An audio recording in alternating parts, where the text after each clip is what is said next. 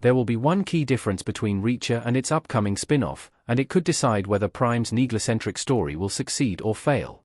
With Alan Ritchson returning to lead the Reacher Season 3 cast, the latest live-action adaptation of Lee Child's Jack Reacher books will become a TV franchise when Maria Sten reprises her role as Frances Neagley in her own show.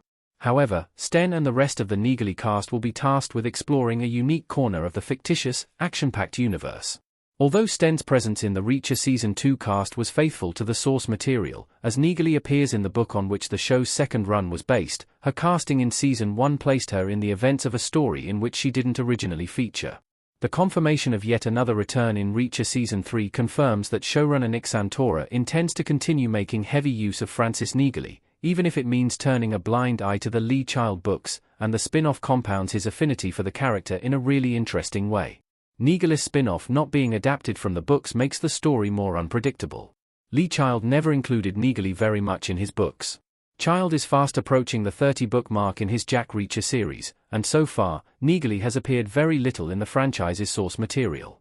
While Reacher has a solid plan of using one book per season to create the storyline, the spin-off will be uncharted territory due to the fact the writers will be shaping an entirely original story for Sten's character.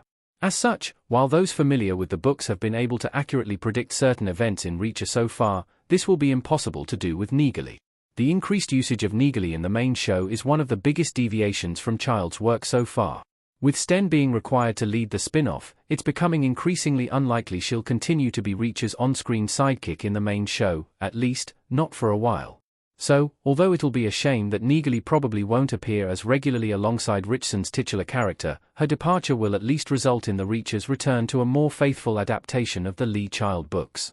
The fact that Neagley will be brand new content is a welcome bonus. Neagley's show not being based on Lee Child's novels risks diluting what makes Reacher work. Neagley as the main character is an unproven formula. One of Reacher's biggest appeals is the isolated, intense nature of the season-long stories. The adaptation does an awesome job of capturing the semi-anthological nature of the source material, and the established popularity of the individual books that have already been chosen to adapt is a great litmus test for how successful the live-action versions will be. Neagley doesn't share this advantage with Reacher, so the height of success the spin-off can establish remains a worrying enigma. It would be pointless for Neagley to copy Reacher's format. If this is the plan, it would make more sense to keep Maria Sten in the main show. What's more likely is that Neagley will have distinct differences in its storytelling approach and could carry the larger stories across multi-season arcs. While similar shows have proven to be successful when using this framework, existing Reacher fans may expect something more akin to the property that spawned the spin-off. Only time will tell what Neagley will look like, but there are some big decisions that need to be made. Neagley's spin-off must still capture the spirit of Reacher, even without being based on the books. There are certain Reacher hallmarks Neagley can't ignore. Although it would make sense for Neagley to function as a standalone show that makes sense out of context, the spin-off also has a responsibility to align itself with Reacher in whatever ways it reasonably can. The Sten-led project is well within its rights to establish new tropes and storytelling techniques, but separating it too much from Reacher would create too much of a disconnect and also risk reducing the appeal to those who have come to expect certain things from the franchise. Of course, Neagley lacks proper source material, but that doesn't mean it can't do a convincing job of making everyone understand it takes place within the same continuity as Reacher. Interestingly, although they weren't loved by all, Tom Cruise's Jack Reacher movies are evidence that Lee Child's work can be adapted with various tones.